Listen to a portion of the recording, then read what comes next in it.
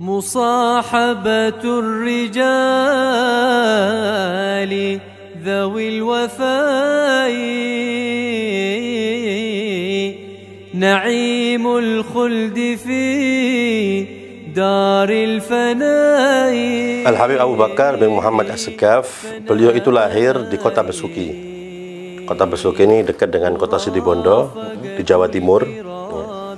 Jadi memang beliau lahirnya memang asli Indonesia, di kota Besuki yang dekat kota Situbondo di tahun 1285 Hijriah. Itu kelahiran dan tempat Al-Habib Abu Bakar bin Muhammad Assegaf.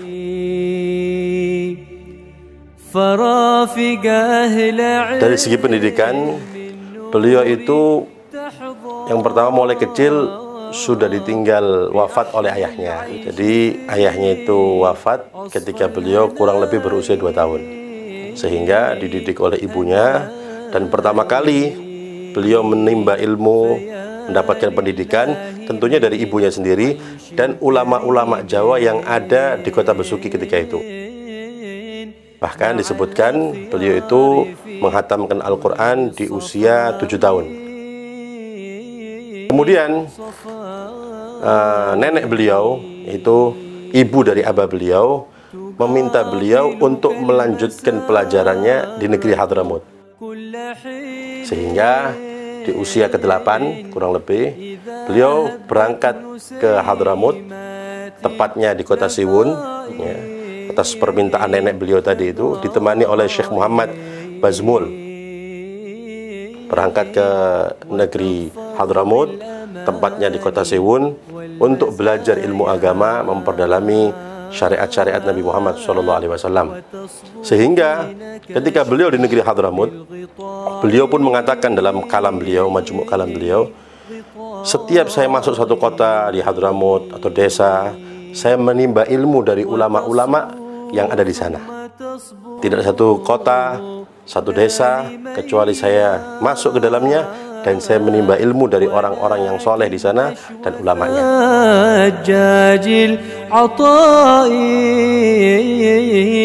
Guru besar beliau itu Al-Habib Ali bin Muhammad Al-Habsyi, Sahibul Maulid. Itu termasuk guru besar beliau. Begitu pula Al-Habib Syekh bin Umar Assegaf. Begitu pula Al-Habib Abdullah bin Umar Assegaf, yang Habib Abdullah ini termasuk paman beliau, ya, paman beliau sendiri. Syekh Tarbiyah bahkan untuk Habib Bakar bin Muhammad Assegaf. Kemudian juga beliau termasuk guru besar beliau Al-Habib Idrus bin Umar Al-Habsyi, Al-Habib Ahmad bin Hasan Al-Lattas, Al-Habib Abdurrahman bin Muhammad Al-Masyhur Sahibul Bughyah. Ini termasuk guru-guru beliau yang ketika beliau belajar di negeri Hadramut. Ketika beliau selesai menimba ilmu di negeri Hadramut, bahkan ketika di sana beliau sempat dinikahkan oleh Al-Habib Ali bin Muhammad Al-Habsyi, gurunya. Habib Ali yang meminang untuk beliau dan bahkan yang membiayai pernikahan beliau itu gurunya sendiri, Al-Habib Ali bin Muhammad Al-Habsyi.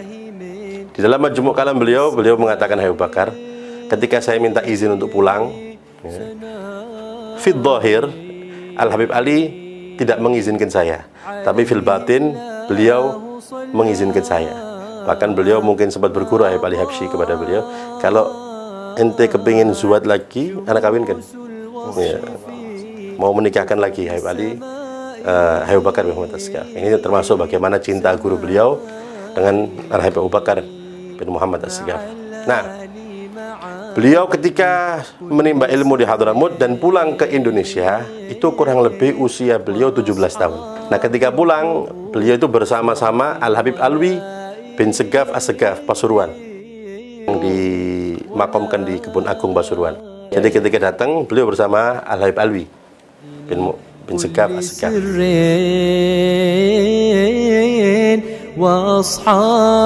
Kita lihat juga pelajaran penting untuk kehidupan kita, ya, untuk kita ambil pelajaran.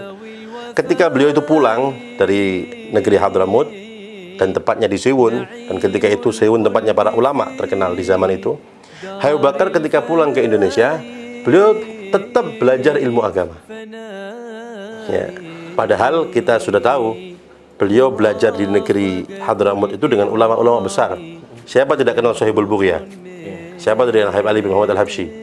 Siapa tidak kenal Habib Ahmad bin Hasan Al-Attas? Ulama-ulama yang terkenal, karyanya dibaca di mana-mana. Tapi ketika beliau pulang ke Indonesia, beliau tetap belajar ilmu agama. Ya. Makanya ini pelajaran penting bagi kita. Jangan merasa cukup kita dengan ilmu yang kita miliki, tapi selalu belajar dan belajar dan belajar. Itulah yang dilakukan oleh Abu Bakar bin Muhammad As-Sakaf.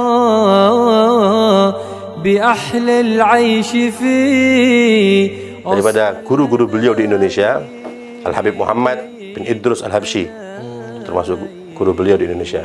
Begitu pula Al-Habib Ahmad bin Abdullah bin Talib Al-Attas. Begitu pula Al-Habib Abdullah bin Muhsin Al-Attas. Begitu pula Al-Habib Abdul Qadir bin Qutban As-Sakaf, termasuk Syekh Fatah buat Abu Bakar bin Muhammad As-Sakaf. Begitu pula Al-Habib Muhammad bin Ahmad Al-Muhdar, Al-Habib Ahmad bin Muhsin Al-Haddar, Al-Habib Abu Bakar bin Umar bin Yahya, Al-Habib Abdullah bin Ali Al-Haddad Bangil. Nah, ini termasuk guru-guru beliau, termasuk guru-guru beliau di Indonesia.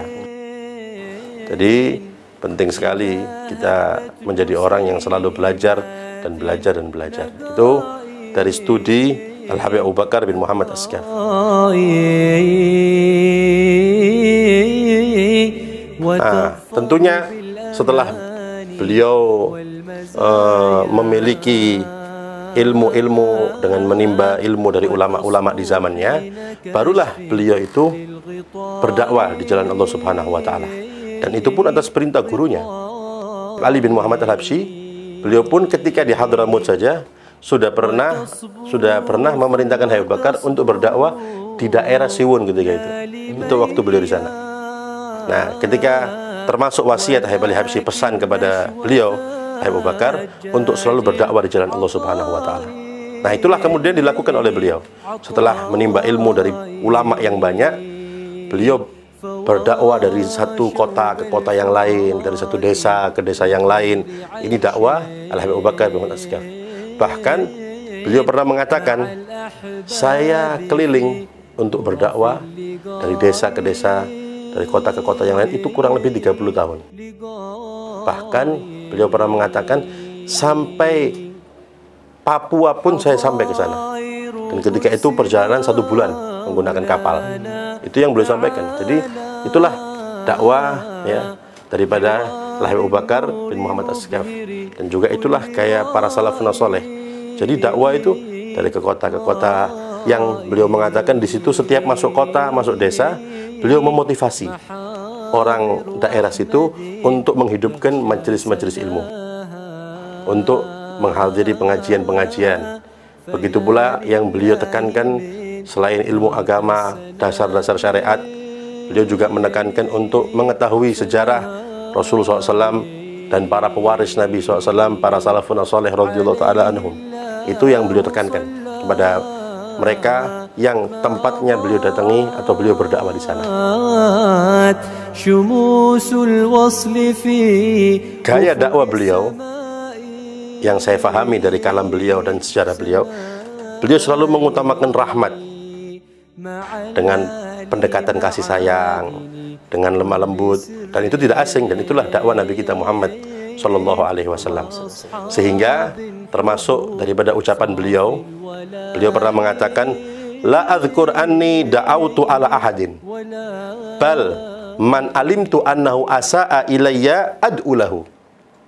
Beliau mengatakan, saya tidak pernah ingat saya mendoakan jelek kepada seseorang. Saya tidak pernah ingat saya mendoakan jelek kepada seseorang. Bahkan ada seseorang yang berbuat jelek kepada saya doakan dengan kebaikan orang itu. Itu kata beliau. Orang yang berbuat jelek, saya doakan baik orang itu. Khaufan min an yu'aqab, saya takut nanti orang itu disiksa oleh Allah Subhanahu wa taala karena perbuatan jeleknya. Beliau mengatakan syafaqatan wa rahmatan bi, yaitu bentuk kasih sayang, rahmat beliau kepada mereka yang berbuat jelek kepada beliau, apalagi yang berbuat baik kepada beliau. Jadi bisa kita bayangkan saja, orang yang berbuat jelek saja didoakan baik oleh beliau. Bagaimana kalau orang yang berbuat baik dengan beliau? Dan itu tidak asing, dan itulah dakwah Nabi kita Muhammad Sallallahu Alaihi Wasallam, mengutamakan rahmat, mengutamakan kasih sayang ketika berdakwah di jalan Allah Subhanahu Wa Taala. Oleh karena itu, ya, di samping gaya dakwah dengan rahmat kasih sayang, beliau juga tawadhu. Itu Al-Habib Abu Bakar bin Muhammad As-Segaf. Sehingga pernah ada, kalau tidak salah, Al-Habib Ahmad bin Abdullah As-Segaf, ya. Habib Ahmad bin Abdullah As-Segaf ini beliau ulama di zaman itu, memuji Al-Habib Abu Bakar dengan bait qosidahnya. Ada qosidah yang termasuk qosidahnya beliau mengatakan, fa inna bika rahman ya ibna Muhammadin agoma li hajjin nas ka'bada qusadi, yang kurang lebih seperti itu. Habib Ahmad memuji Habib Bakar dengan pujian seperti itu, yang maknanya secara global, sesungguhnya Allah Subhanahu wa taala menjadikan engkau, wahai Habib Bakar, untuk memberikan petunjuk, untuk mengarahkan, ya, memberikan petunjuk kepada manusia dan sebagai rujukan manusia. Ya, itu pujian Habib Ahmad bin Abdullah As-Segaf kepada Habib Bakar. Nah, ketika Habib Bakar dikatakan seperti itu, beliau mengatakan, siapa saya sehingga dikatakan seperti itu? Ya, padahal Habib Ahmad bin Abdullah termasuk murid beliau. Tapi ini tawaduknya beliau, ya, supaya pelajaran bagi kita sekelas beliau saja, yang sudah mungkin kita sering dengar bagaimana keilmuan, bagaimana kedudukan beliau. Ketika ada orang memuji beliau, beliau merasa tidak pantas untuk dipuji. Ya, beliau tidak pernah merasa pantas untuk mendapatkan pujian. Dan ini juga pelajaran penting bagi kita. Apalagi kita, siapa kita untuk mendapatkan pujian dari orang-orang yang lain. Sekelas beliau tidak pantas, ya, menurut beliau, apalagi kita. Nah, ini pelajaran untuk kita juga, ya, dari segi rahmat beliau dan tawadhu beliau dalam keseharian beliau, Al-Habib Abu Bakar bin Muhammad As-Segaf.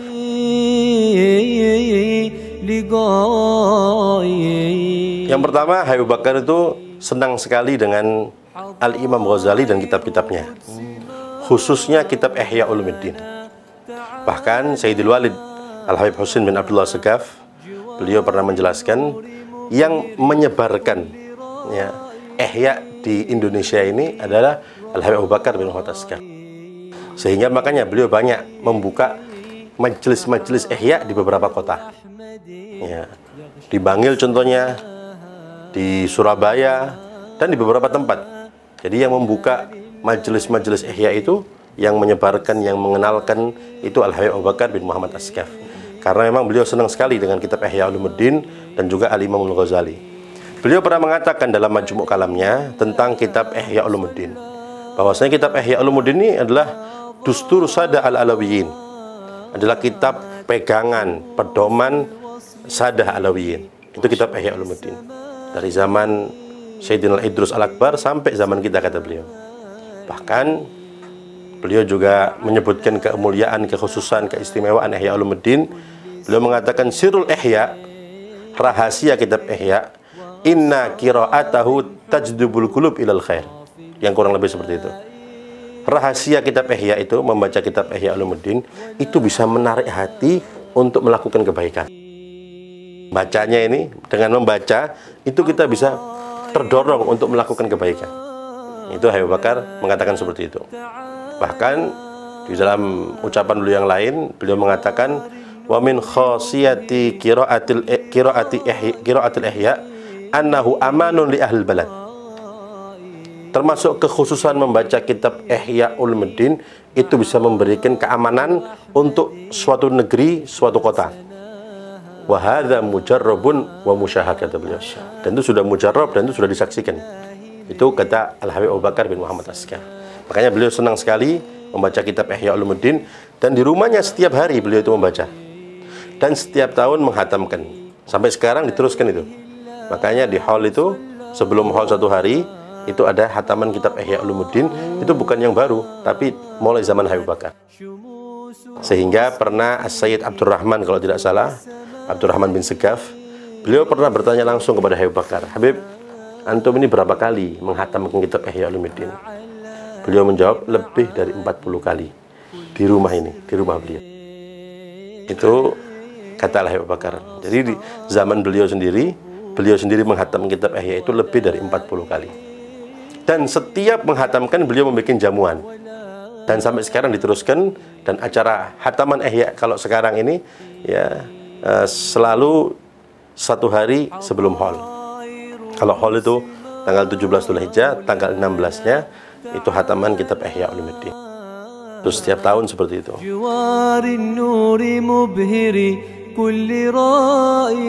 Adapun kedudukan beliau, saya teringat ucapan Al-Habib Ali bin Abdurrahman Al-Habsyi Kuitang. Beliau ketika bertemu dengan Habib Abu Bakar, beliau mengatakan dan memberikan isyarat kepada Habib Abu Bakar, hadza Ya'sub akhi fillah, unduru ilaihi fannadhar ilaihi ibadah. Kata Habib Ali, beliau mengatakan, ini adalah Ya'sub. Ya'sub itu ratu lebah, pemimpin lebah, ya, saudaraku, kata beliau. Maka pandanglah kalian kepadanya, karena dengan memandang beliau adalah ibadah. Nah, yang saya pahami ucapan Habib Ali bin Abdurrahman Al-Habsyi Kuitang ini dari Sayyidul Walid Al-Habib Husain bin Abdullah As-Sagaf, maksudnya Habib Bakar itu ratu lebah karena beliau adalah pemimpin para aulia di zamannya, sehingga para aulia yang lain, para solihin itu datang kepada Habib Bakar. Ibarat lebah itu kumpulnya di ratunya, di pemimpinnya, ya, makanya mereka semua lebah-lebah itu datang kepada ratunya. Nah, para aulia di zaman itu datangnya kepada Habib Bakar bin Muhammad As-Sagaf. Makanya saya teringat ucapan beliau Al-Habib Husain Sayyidul Walid.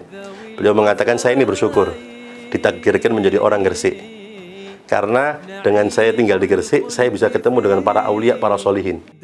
Cukup saya nunggu di rumah Habib Bakar, ketemu Al-Habib Fulan datang, Habib Husain datang, Habib Alwi datang, para aulia, para solihin datang, karena pasti ke Habib Bakar. Jadi saya banyak ketemu para aulia, para solihin itu di rumahnya Habib Bakar. Itu kata Al-Habib Husain bin Abdullah As-Sagaf, ya. Makanya beliau mengatakan, saya bersyukur, ya, dijadikan orang Gresik, kata Habib Husain. Nah, maka insya Allah sebagaimana Habib Bakar itu menjadi rujukannya para aulia, para solihin di zamannya, maka insya Allah di hall beliau ini pun yang datang juga para aulia, para solihin. Sebagaimana di masa hidupnya beliau didatangi para aulia, para solihin, fa insya Allah di hallnya pun yang akan datang juga para aulia, para solihin, dan sehingga kita mendapatkan keberkahan sahibul hall dan juga mendapatkan keberkahan para aulia, para solihin yang hadir di hall beliau. Amin ya rabbal alamin, insyaallah. Nah, itu yang dikatakan Habib Ali bin Abdurrahman Al-Habsyi Sahib Kuitang. Begitu pula banyak para aulia yang mengatakan kedudukan Habib Bakar, bahkan guru-gurunya pun mengakui, ya. Al-Habib Ali bin Muhammad Al-Habsyi, ya, beliau pernah memuji, memberitahukan tentang bagaimana makom beliau Habib Bakar, ya. Beliau pernah mengatakan ada 3 orang yang namanya sama, makomnya sama, halnya sama. Yang pertama, kalian tidak melihat karena sudah meninggal lama, Habib Abu Bakar Al-Idrus. Yang kedua, kalian melihatnya ketika kalian masih kecil. Ini Habib Ali ngomong kepada murid-muridnya, yaitu Habib Abu Bakar bin Abdullah Al-Atas. Dan yang ketiga, nanti kalian akan melihat di akhir hayat kalian, yaitu Abu Bakar bin Muhammad As-Sagaf. Ini kan yang mengakui gurunya, Habib Ali yang mengatakan seperti itu. Begitu pula guru-guru yang lain seperti Habib Muhammad bin Ahmad Al-Muhdar memuji Habib Bakar, makom beliau. Begitu pula para aulia yang ada di zaman beliau, ya, seperti Al-Habib Alwi bin Muhammad Al-Haddad. Beliau pernah mengatakan, innal Habib Abu Bakar bin Muhammad As-Sagaf al-Qutbul Ghauth wa mahalun nadharillah. Abu Bakar itu adalah Qutbul Ghauth dan tempat pandangan Allah Subhanahu wa taala. Itu perkataan Al-Habib Alwi bin Muhammad Al-Haddad. Begitu pula Al-Habib Alwi bin Abdullah bin Syahab di Tarim. Beliau adalah Khalifatus Salaf di Tarim. Beliau banyak sekali memuji Habib Bakar, yang pada intinya beliau mengisyaratkan bahwasanya Habib Bakar itu adalah annahul qutub. Beliau adalah al-qutub di zamannya. Begitu pula Al-Habib Husain bin Muhammad Al-Haddad. Beliau juga pernah mengatakan Habib Bakar itu adalah al-khalifah, ya, beliau adalah khalifah wa sahibul waqt wa huwa fi maqami syuhud, ya. Dan masih banyak pujian guru-guru beliau atau para aulia, para solihin yang ada di zaman beliau. Ini sudah menunjukkan, ya, kedudukan beliau di zaman itu, ya. Oleh karena itu di dalam sejarah hidup beliau pun disebutkan bahwasanya beliau juga mencapai makom as-siddiqiyatul kubra. Itu makom kedudukan Al-Habib Abu Bakar bin Muhammad As-Sagaf sebagaimana disebutkan dalam majmuk kalam beliau, sejarah hidup beliau, Al-Habib Abu Bakar bin Muhammad As-Segaf.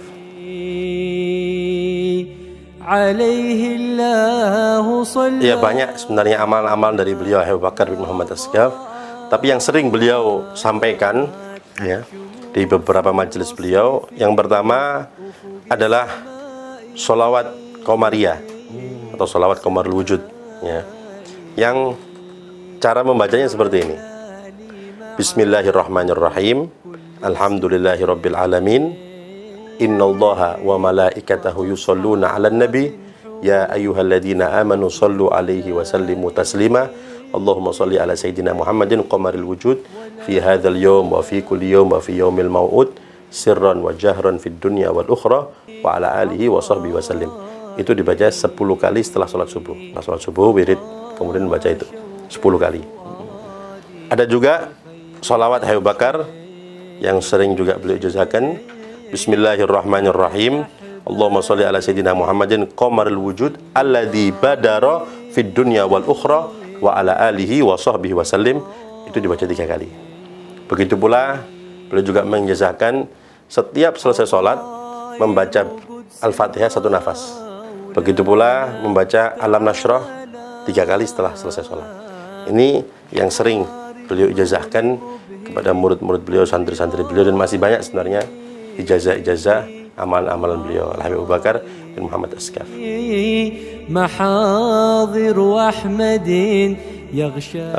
Adapun haul beliau itu memang sesuai dengan wafat beliau. Al-Habib Abu Bakar itu memang wafatnya di tanggal 17 Dzulhijjah. Beliau wafat tanggal 17 Dzulhijjah tahun 1376 Hijriah. Nah, beliau wafat di tanggal 17 Dzulhijjah, kemudian di usia ke-91 tahun ya. Dan ulama di sejarah beliau, sebelum beliau meninggal itu beliau tidak makan 15 hari, tidak makan, tidak minum, tapi tidak berpengaruh dalam keseharian beliau. Nah, bahkan ada orang yang mendengar dan disebutkan di sejarah beliau mengatakan ana ma'afza minal maut wa ana farhan bil maut. Saya tidak takut dengan kematian dan saya senang dengan kematian.